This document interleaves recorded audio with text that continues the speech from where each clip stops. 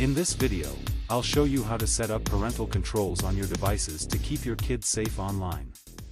Let's get started. For iPhone users, go to Settings, tap Screen Time, then Turn on Screen Time.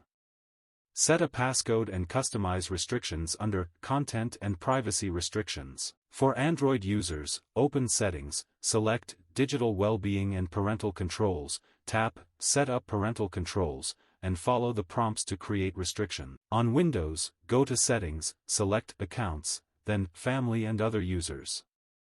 Add a child account and manage restrictions under Family Safety. For Mac users, open System Preferences, click Screen Time, select the child's account, and set up restrictions under Content and Privacy. That's it.